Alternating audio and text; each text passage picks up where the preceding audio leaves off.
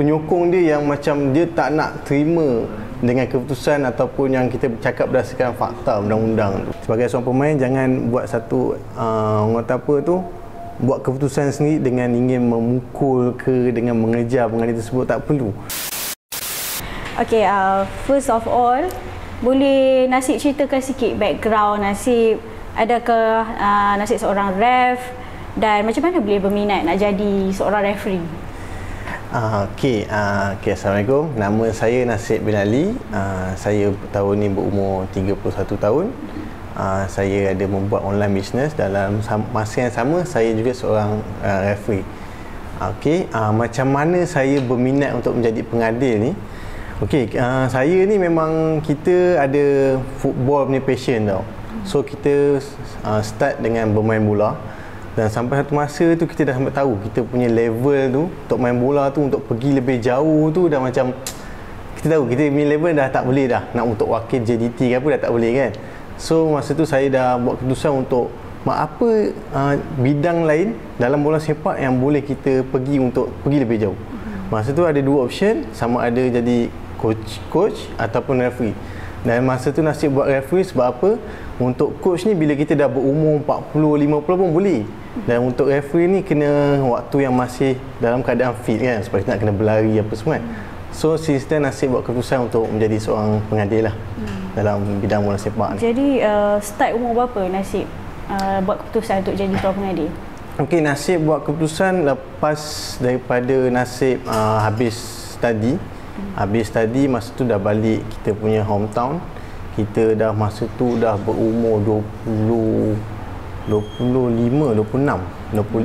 Masa tu tahun 2018. Tahun 2018 Nasib start buat keputusan dan ambil lesen untuk referee tu. Boleh share juga dekat mana Nasib ambil lesen sebagai referee?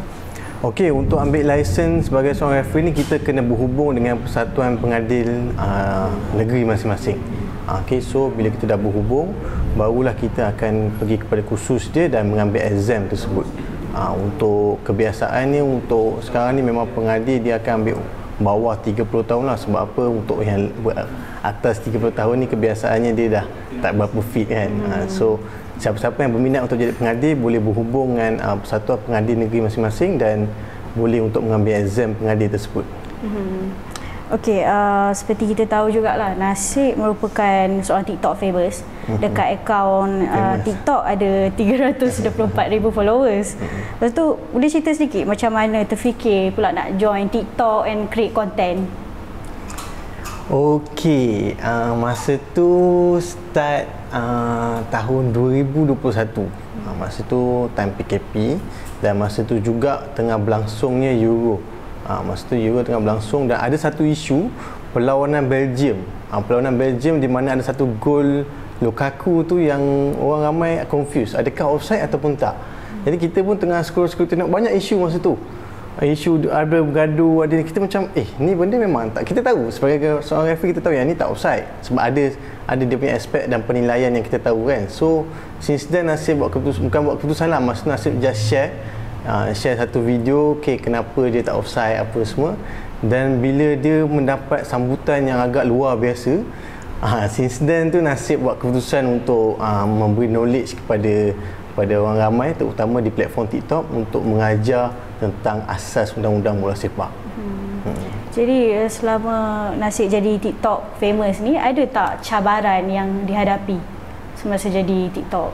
Ada create content ke? Okey, untuk cabaran tu, first thing macam kita nak menyampaikan sesuatu ilmu kan. Bila kita nak menyampaikan satu ilmu berkaitan undang-undang ni, kita tak boleh ada silap walaupun sedikit pun. Sebab apa? Kalau kita ada membuat bagi satu fakta dan undang-undang yang silap, so benda tu orang lain akan, terutama golongan muda ni, dia akan percaya dan dia akan terima benda tu bulat-bulat.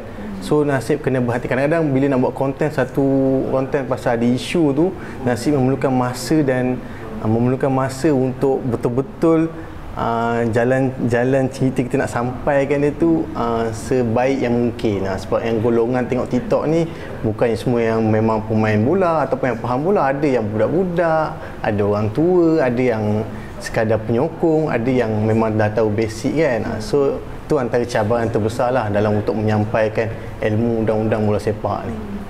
Okay, setakat ni ada tak pengalaman buruk ke semasa membuat TikTok konten? Mungkin ada komen-komen buruk dari orang netizen di luar sana? Okay, kita sebagai seorang, boleh dikatakan TikTok content creator ni, semakin orang kata follower tu semakin ramai juga kita punya haters. Mungkin pasti akan ada kita punya haters. Sebab apa?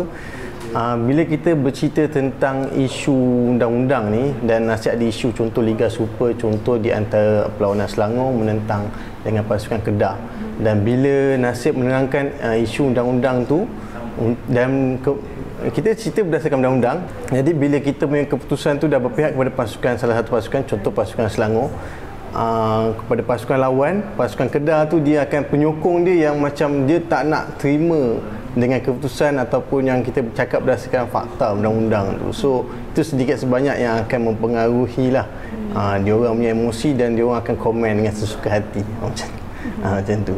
Okey. Selain create TikTok, adakah Nasib sendiri juga aktif bermain bola? Lepas tu boleh share sikit tak position apa favourite Nasib? Okey, memang kita ni daripada kecil seorang peminat bola dan kita memang suka main bola lah. Alhamdulillah dikatakan semua lelaki kat Malaysia ni suka untuk main bola. So Nasib memang daripada kecil dan sampai ke universiti Nasib main bola dan wakil juga universiti UIA, bermain untuk pasukan dan untuk Liga IPT, kita punya Piala Masum kan. So Nasib antara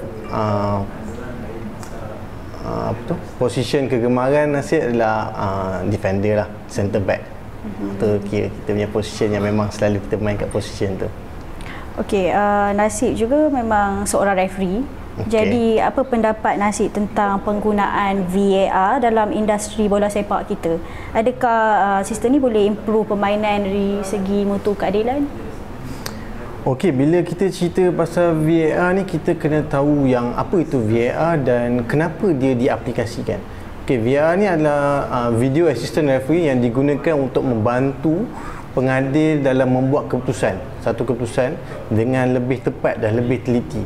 Okey, sebelum ni kita tengok memang undang-undang bola sepak ni semakin lama semakin ada penambahbaikan dan pengadil yang boleh dikatakan sebagai seorang manusia ni mempunyai limitation dalam untuk mengaplikasikan undang-undang tersebut.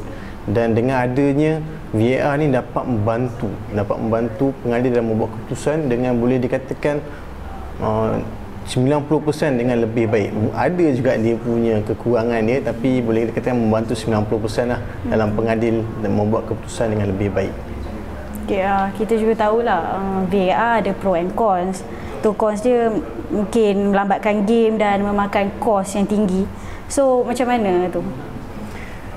Okey, untuk kos VAR ni sebenarnya memang agak kasar dan agak tinggi. Sebab apa? Memerlukan kamera khusus untuk VAR dalam lebih kurang 33. Di salah satu stadium tu memerlukan 33 kamera yang diadakan di situ khusus untuk keputusan VAR tu.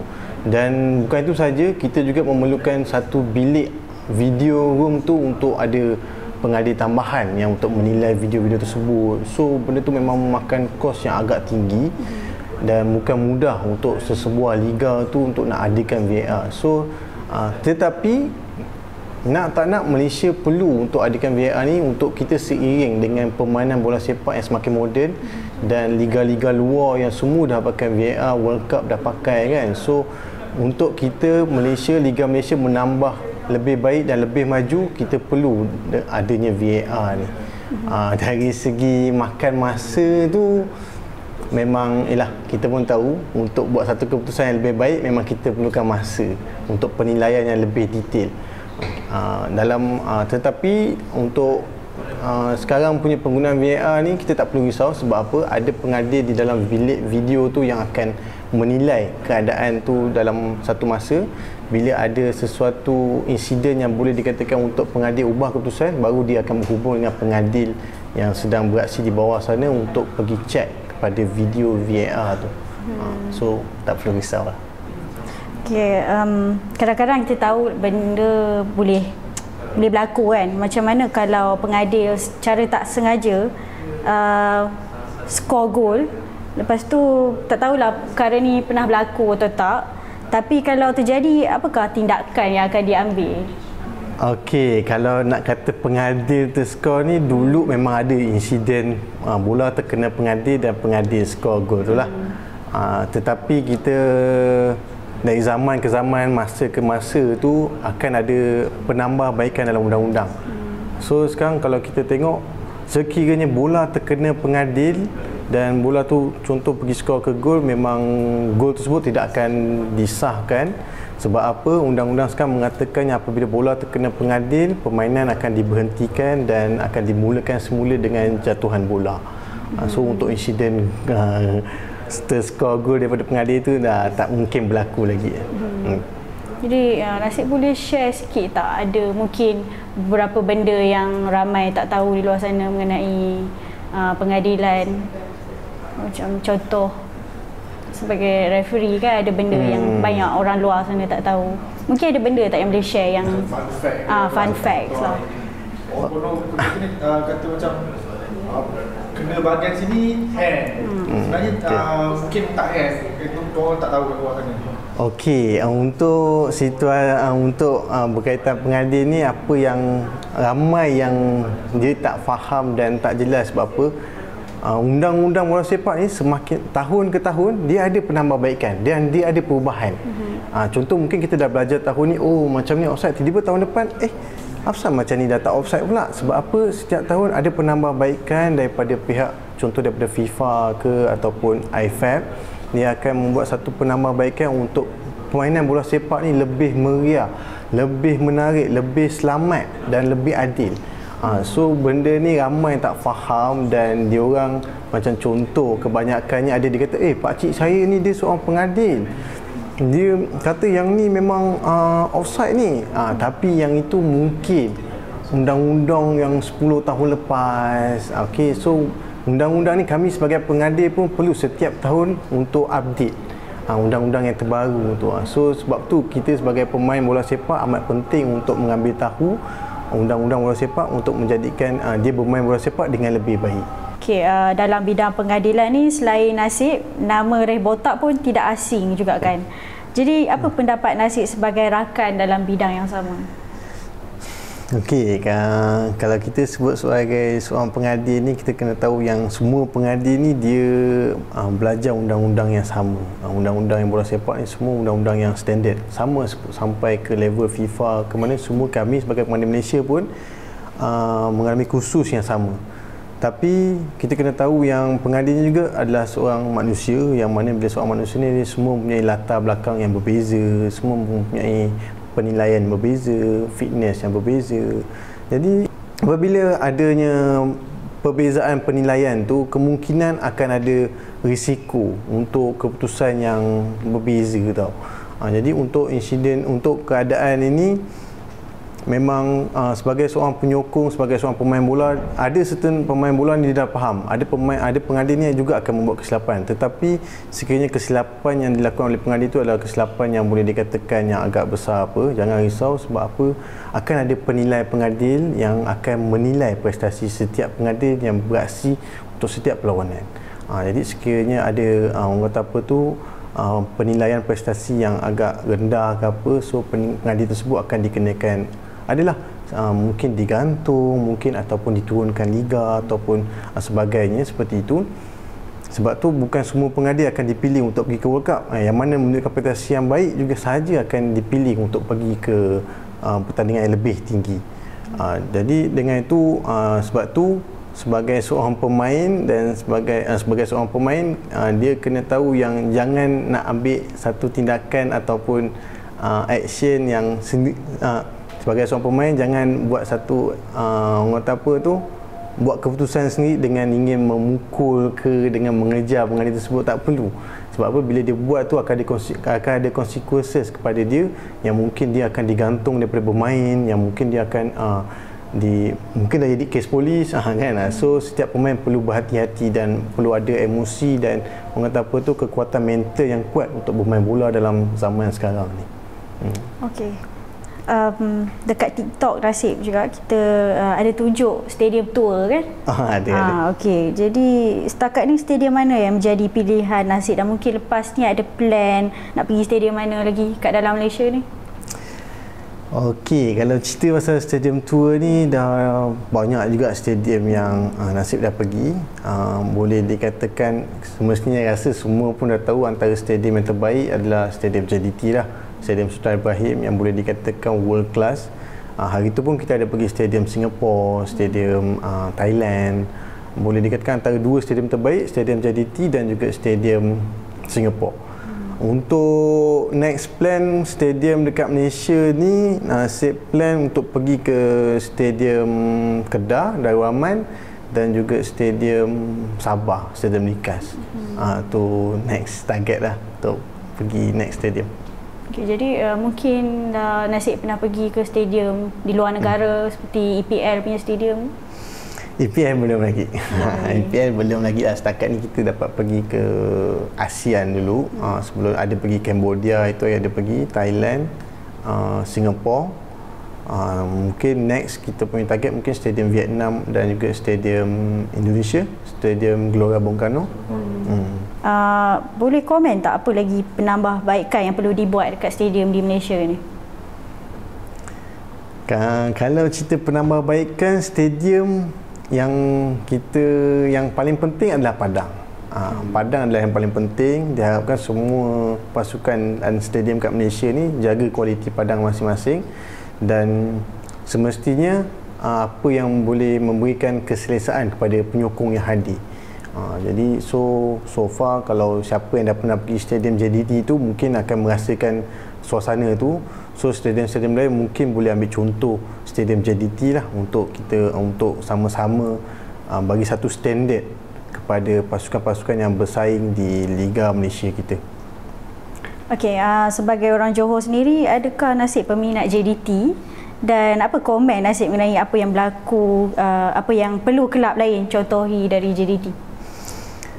Okey, kalau kita nak cerita daripada segi kita orang mana tu, memang nak tak nak kita akan perlu sokonglah kita punya pasukan yang beraksi di kita punya mana asalnya kita. Tetapi sebab saya sebagai seorang fans bola sepak dan juga sebagai seorang pengadil, kita perlu adil dan saya akan menyokong dan orang kata apa tu, kita akan support pasukan yang mempunyai satu orang kata permainan yang menarik, permainan yang boleh dikatakan boleh membantu pasukan negara kita untuk pergi lebih jauh. So saya akan support lah mana-mana pasukan yang akan boleh beraksi dengan sebegitu rupa kan. Kalau dari segi untuk contoh pasukan JDT tu, kita dapat lihat memang JDT mempunyai satu visi dan misi yang dah level international. So diharapkan saya rasa itu adalah contoh yang terdekat. So pasukan-pasukan lain ni perlu mengambil inisiatif ni, peluang ni untuk mencontohilah pasukan JDT. Sebab apa, memang kita dah nampak achievement pasukan JDT ni untuk pergi lebih jauh dalam bola sepak Malaysia dan juga boleh dikatakan dah sampai ke Asian Champions League. Jadi diharapkan pasukan lain dapat sama-sama mencontohi supaya sama-sama kita menaikkan Liga Malaysia kita. Kami dari Harimau Malaya ingin ucap terima kasih lah kepada Nasib kerana hadir untuk temu bual hari ini. Okey, terima kasih juga Harimau Malaya untuk kerana menjemput Nasib dalam temu bual. Okey, thank you very much. Okey, thank you.